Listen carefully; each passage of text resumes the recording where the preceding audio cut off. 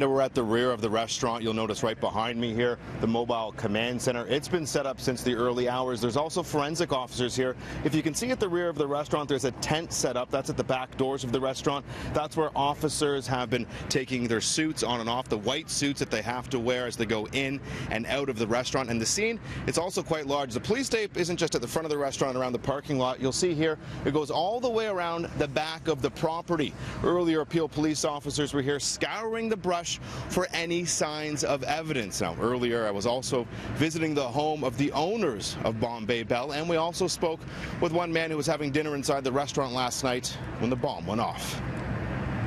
There was lots of blood in the floor. Many people was hurt that time. Women's, child, and families. Then we can see the glass totally destroyed in the floor, many people screaming. I've seen more cops than I've ever seen in my life, and they all had rifles and everything, and everybody running around, a bunch of dogs coming around. I talked to one person that came out, and he said he's seen a couple of guys dressed in all black come in, and I'm not sure if he said they threw a white bag over or something, and they both ran out. And he didn't want to bother with anybody because he wasn't sure if they had guns or what was going on. Some patrons, too disturbed to speak on camera, have started to come back to pick up their vehicles that have been held behind the police tape. As for the restaurant, it's family-owned. City News has learned it's owned by at least two brothers, Mohan and Mandeep Nagpal. Today I visited the family home and spoke with Mohan's son-in-law, who said the family has been shaken to their core. It's a shocking experience, but they're just spending quiet time, reflecting, and yeah, it's a difficult time.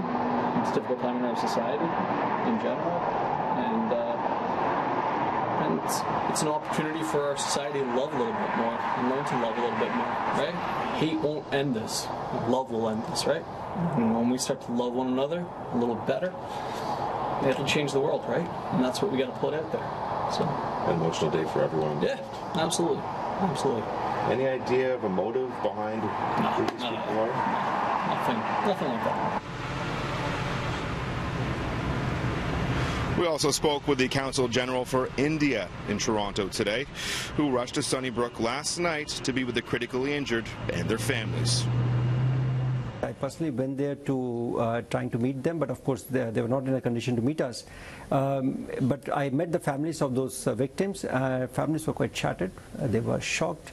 I did speak to the victims' families, and in fact the gentleman whose wife was critically injured, I spent some time with him at the hospital, and he was visibly shaken. To the victims, I should say that, and to the entire Indo-Indian and Indian-Canadian community, I would say that be safe. And it is a time for solidarity and peace, and be together and be safe. Amazingly, all three critically injured who were at Sunnybrook Hospital, as well as 12 others who were injured, have all been released from hospital.